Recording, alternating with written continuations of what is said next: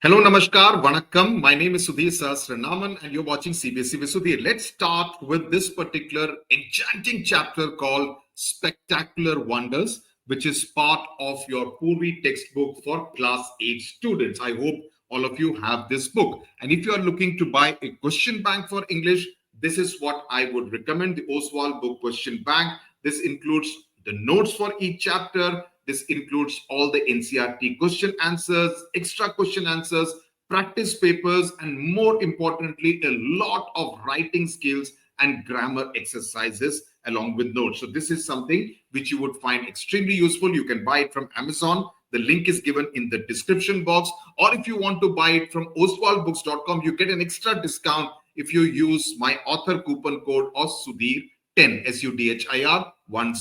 All the details are in the description box. Now you can see this beautiful illustration on your screen right now, and you must be wondering what exactly is it. Yes, it is the Valley of Flowers, the national park, which is a UNESCO World Heritage Site. Okay, so we are going to learn about 7 such places across India, in different parts of India, from Ladakh to Maharashtra to Uttarakhand to West Bengal to Odisha, different places, and it's going to be an extremely interesting place. Meghalaya, Shillong, near Shillong, very interesting. And I'm going to give you very interesting tidbits on how actually you can reach there, right? Because that information is not there in your textbook. So let's get started. Before that, let's look at some of these things so that you understand the difference between natural wonders and man-made wonders, right? So Taj Mahal would be known as a man-made wonder. We have made it. Sardar Patel's Statue of Unity in Gujarat would be a man-made wonder. Now, this is a natural wonder because this is made by nature. This is the palace, Mysore Palace in Mysuru in Karnataka. This is a man-made wonder. This is a natural one. This is natural. This is man-made. This is man-made. This is natural. And this is natural. Okay, so you get a sense of what I'm talking about. Nature's power. Now, what are the different kind of words that you associate with nature's power?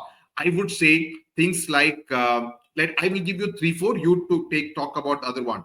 I would talk about mysterious, because many of the nature's wonders are actually very mysterious. Then there is a lot of creativity. That's another one. What else can you talk about? You will talk about beautiful. Okay, you would talk about beautiful, but nature's wonders like earthquakes, tsunami, etc. can also be destructive. So destructive can be another word which you can associate with the power of nature. The other 4, I want you to guess and write it in the comment section. So I would look forward to reading your answers. Okay, 1 minute.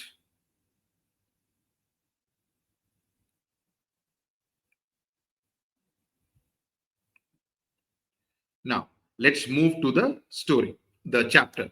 India is home to some of the most mystifying natural phenomena that surprise and spark our imagination. Mystifying means something which is impossible to explain, something which is a little difficult or strange to explain in words. How does this happen? And that's what this entire chapter is about. And that's why it is being called spectacular wonders, right? So the first one is the Valley of Flowers, which is in Uttarakhand in North India, right? So the Valley of Flowers, and that's what this illustration shows you, because the photographs, I thought, did not really do justice to the beauty of all these places. So you see this Valley of Flowers, right? You just look at this photograph, capture it in your mind, and then I would explain, and then we will come back to the photograph, right? So the Valley of Flowers is an eye-catching spectacle. Eye-catching means, wow, this is heaven on earth kind of feeling. Spectacle means it's an unusual sight that attracts a lot of interest, especially among tourists. With about 600 species of exotic flowers. Exotic means uncommon kind of thing, which you would not find. Like a rose, like a lily is something which you find in every city. But the kind of flowers that you find in the Valley of Flowers, and that's why it is called the Valley of Flowers, makes it an absolute spectacular sight. They include orchids, poppies, primulas, marigold, daisies, and anemones, right? It's a place where nature blooms in its full glory, offering an attractive view, right? It's a beautiful sight. The trek to the valley offers spectacular, means, out of this world views of beautiful waterfalls and wild streams, right? The valley is also home. What are the kind of animal species that live in that valley? To rare wildlife species, because you would not find them anywhere else, like the gray langur, the flying squirrel. Imagine a squirrel that flies, the red color fox, the lime color butterfly, and the snow leopard, to name a few, right? And that is what I have shown in this left side illustration. You see different kind of flowers. You see the flying squirrel, you see the snow leopard on the right hand side, right out here. You see the snow leopard on the right hand side. You see the langur, you see the fox, right? So you have these different kinds of rare animal species in the valley of flowers, right? And then with the stunning backdrop of the mighty Himalayan ranges, you have the backdrop is provided by the Himalayas, right? The Valley of Flowers National Park presents an unforgettable experience for visitors who go there, right? It is spread over a large area in the Chamoli district in Uttarakhand. Okay, Chamoli district of Uttarakhand. Please remember these details. The Valley of Flowers National Park is a UNESCO, which is a United Nations educational, scientific, and cultural organization. That is the full form of UNESCO World Heritage Site. So that has UNESCO has recognized this Valley of Flowers, that it is a World Heritage Site, which means you cannot go and construct some buildings out there and spoil the entire place, right? So you cannot pollute the place. You have to keep it fresh the way it is right now, in a very pristine manner. Pristine is a new word which you can use. Pristine means something which is absolutely pure, right?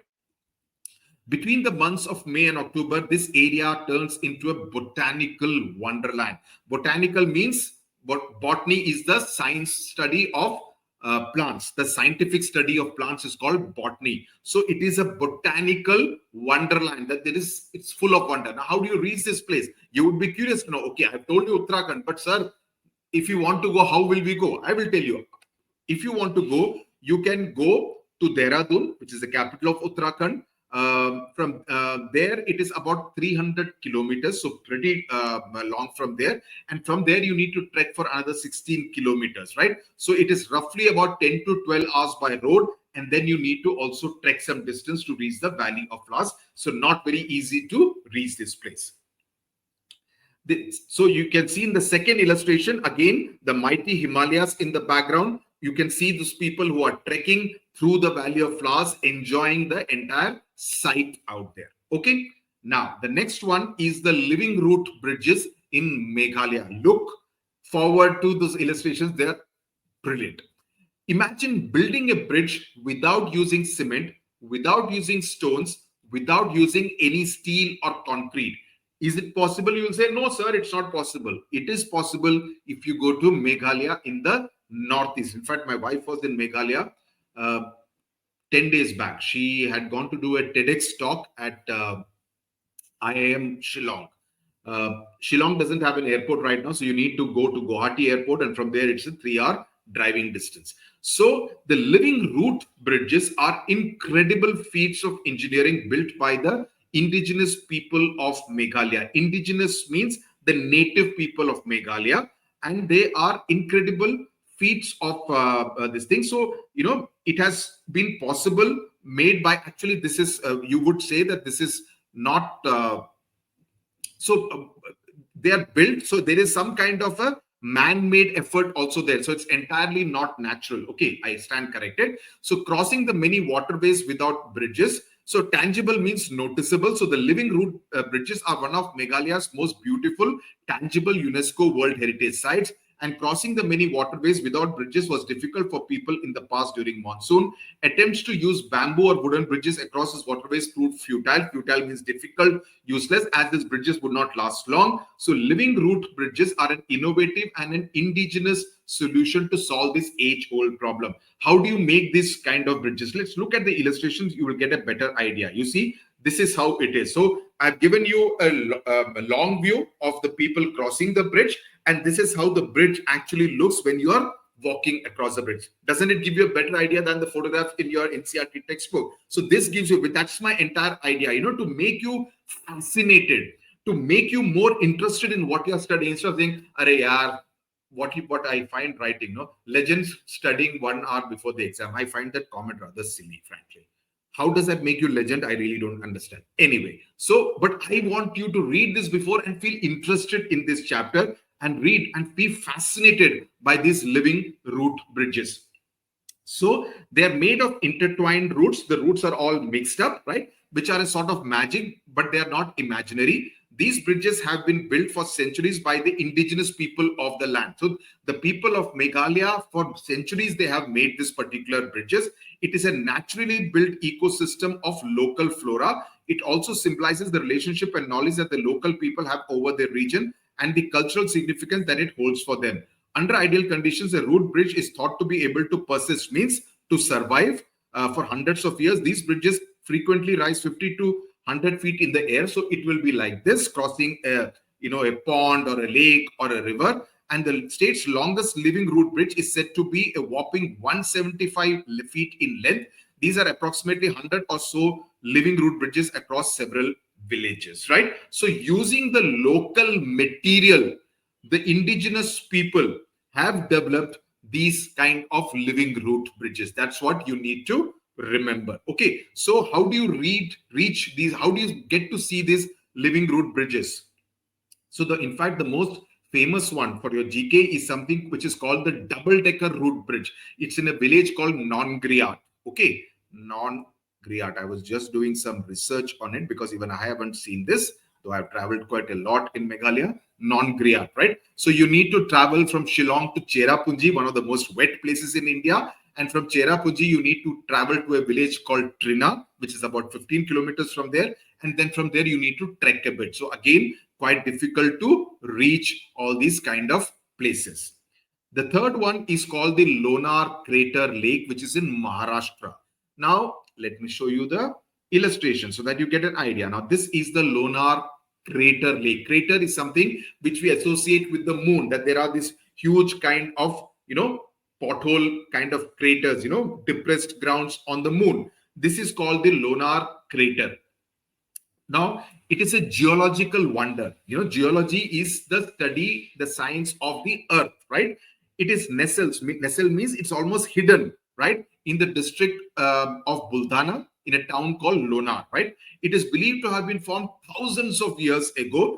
This ancient landform consisting of a giant hole came into existence when a colossal meteorite are bodies in the sky, right? In the outer space, about which we have studied in science, right? So a meteorite came and crashed into Earth at this place in Lonar, and that left a stunning mark, right? It is the only crater in the Earth in India which has been formed in basaltic rock. This is a form of rock by meteoritic impact and ranks as the third largest in the world. In terms of area, it is the third largest in the world, and this is the only one, to be formed in basaltic rock because of the impact of a meteor. So meteor are like rock-like structures. They come and impact and hit the ground. So where it hits, it has formed this kind of a crater, and it is in the top 5 largest craters globally. Now, the crater is in the shape of a circle, right? So it kind of cradles means it holds a unique saline lake at its core. That is, inside there is a salty lake, right? And around it is very rock-like structure. Rugged terrain means a lot of rocky kind of thing. But here in the middle is a lot of saline or salty water. So that makes this particular Lonar crater a very rare kind of very extraordinary impact of celestial impact. Celestial because celestial is something which is from outer space, meteors, comets, etc. They have come and struck and created this thing. And terrestrial is something related to the earth.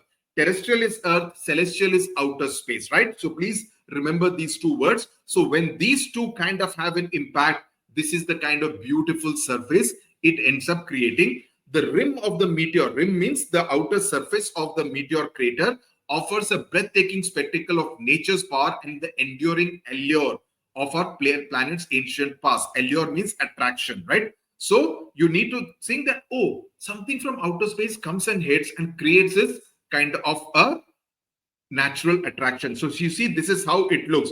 Here you see a lot of rocks on the side. In the left hand side illustration, you see a lot of rocks are there, rugged terrain. but inside there is this kind of salty water, saline water, and that is why I've created this second illustration for you to understand this. For you to go and see this Lonar crater, and especially I would like students in Maharashtra to go. You need to go to Aurangabad, whose new name is now Sambhaji Nagar, or Akola.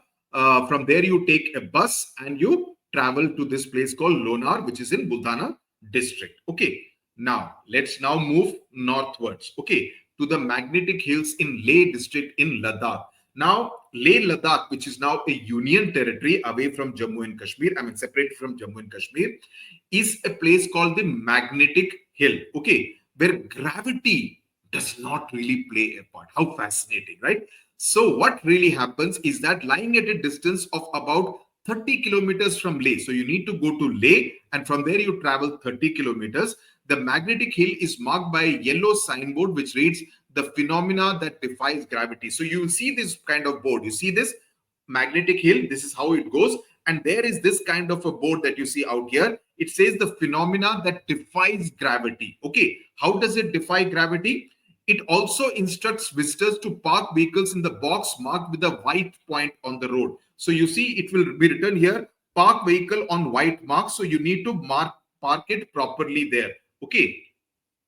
When the vehicles are parked at the indicated spot in the white line, they begin moving forward at a speed of almost 20 kilometers per hour. This unusual place creates an optical illusion. That is, you're not moving, but it's an illusion where vehicles appear to roll uphill, a sight that has left tourists in disbelief for years, caused by the peculiar alignment of the surrounding slopes of the hills and the horizon line. So it is a bit of an optical illusion. Please remember that, because it's a trick that is being played on your eyes. Because you think this is happening, it's like VR reality, you know. You put that thing and you imagine you are somewhere in outer space or driving very fast, etc., etc. Right? Now, this is a natural optical illusion that is being created where you feel something like this is happening. So you park this vehicle, and because of the slopes, the Himalayas in the background and the general slopes, you get that kind of a feeling that you are actually defying gravity, that, you know, vehicles appear to roll in the uphill direction. Okay. How do you reach there? You go to Leh, and from there you need to travel about 30 kilometers. Okay. Now let's move to Kerala. Come down to the southern part of the country again. Now, I don't know if students from Kerala may have seen this movie called Kumbalangi Nights, or at least heard about the movie. Fahad Fasil is there in the movie, one of my favorite actors. Okay. So Kumbalangi Nights is about 15 kilometers from Kochi, which is in the central part of Kerala. Now, Kumbalangi is a beautiful village with a lot of green vegetation, as most of Kerala is. And in the backwater, Serene is very peaceful. Okay, where, you know, backwaters is a part of the river where the water does not flow, but it is more stationary kind of water. Alappuzha in Kerala is known for its backwaters, beautiful backwaters. Alappuzha is also the umbrella town of Kerala, right? All the poppy koda, etc. is all manufactured. Koda is umbrella in Malayalam, is manufactured in this beautiful town called Alappuzha. Alappuzha falls between Kochi and Thiruvananthapuram, between Kollam and Thiruvananthapuram. Okay, so in the serene backwaters of Kumbalangi village, one can see magically glowing waters in the night. So in the night, it looks as though the waters are glowing, right? They are shining. This phenomena, and we have studied this in science as well in class 7, is called bioluminescence, where the light is produced inside the body of a living organism by a chemical reaction, right?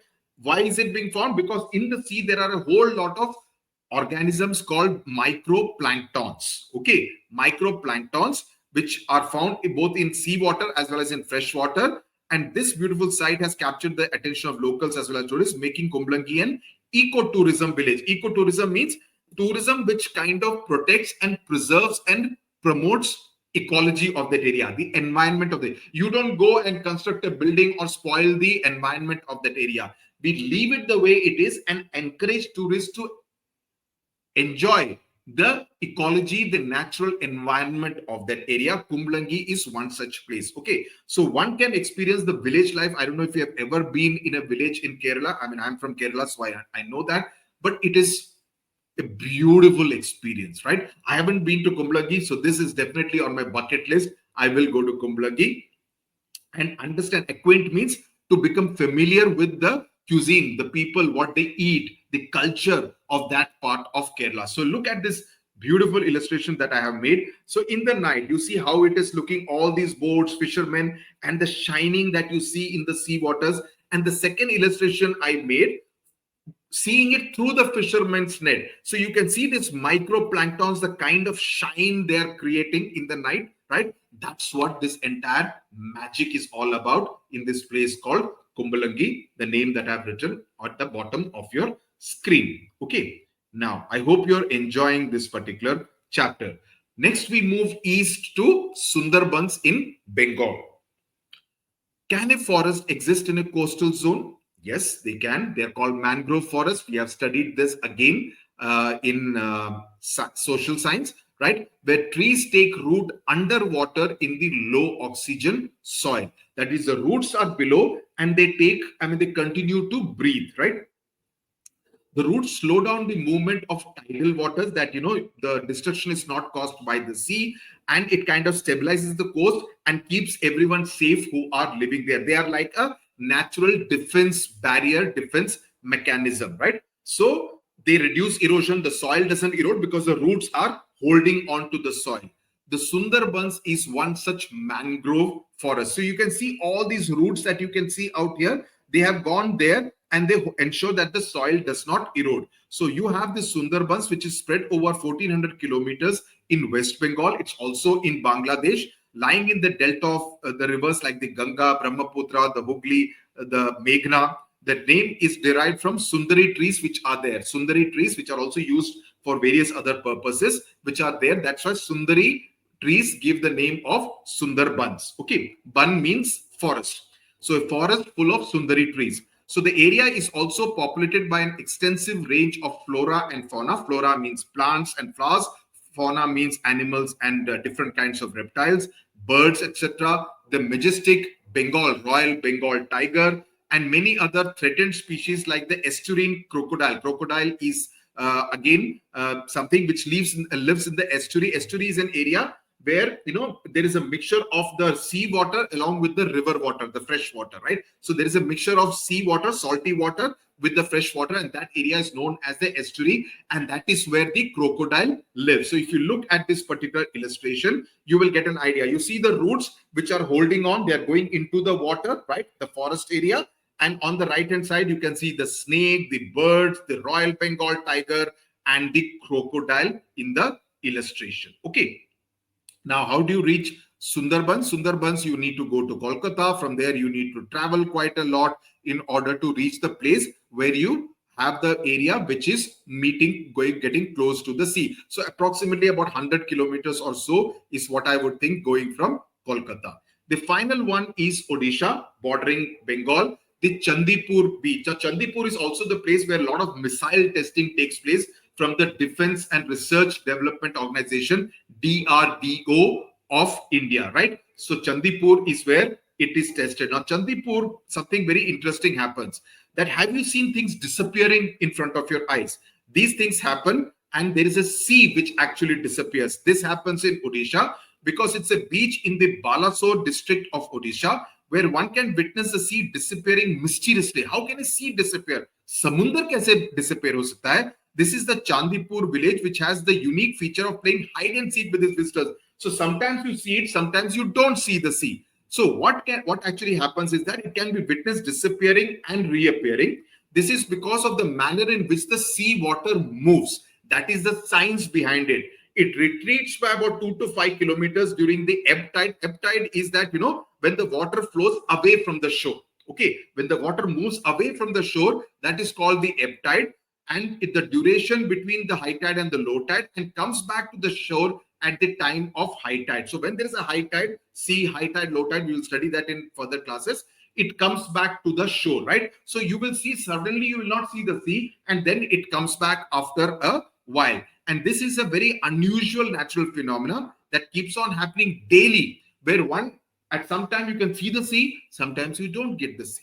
Disappear. Magic. So how do you see this? You see this illustration. This is the Chandipur. So on the left hand side, you see the sea has disappeared. Now the sea has disappeared. It's all sand on the Chandipur beach. The right hand side, now you can once again see the sea in the background out here in the blue color, right? You can see the sea, but here you don't see the sea at all. This is all the beach that you are seeing right now. So these are inspiring natural wonders. How do you reach Chandipur? Chandipur, you need to go to Bhubaneswar by flight or train. There you go, from there you take a train and go to Balasore, which is about 16 kilometers from Chandipur beach. So these are inspiring. Awe-inspiring means, I mean, all these 7 examples are, I mean, we didn't even know that such things exist in a beautiful country, right? So these are inspiring natural wonders of India. They highlight the very mystique, the very mysterious nature of the country's landscapes, because every phenomenon is telling you something different. You know, the crater formed by a meteorite coming and crashing against the thing, the bridges formed in Meghalaya, the magnetic hills in Leh Ladakh, right? So everything, the kumbalangi, the bioluminescence in kumbalangi, so everything is so very unique. So they tell us enigmatic, something puzzling. You know, it's like an enigma, something which cannot be explained easily. They challenge our understanding of the natural world. They captivate our senses. They serve as a reminder of the extraordinary forces that shape our environment, blending scientific intrigue. Intrigue means interest, you know, something which is, it intrigues you, means it kind of, you know, stumps you, it kind of foxes you, it kind of, ye kaise hua kind of a feeling. How did this happen kind of a feeling, with the magic of folklore. So there is magic, there is science, there is natural environment, everything mixed into one in all these 7 places. I hope you enjoyed understanding this chapter. I hope you enjoyed looking at those beautiful illustrations which I created. And I hope you have completely understood and you will be able to explain. I want you to go through the chapter all over again, because you will need to remember certain aspects, because you would get questions relating to how does the Chandipur beach disappear, the sea disappear?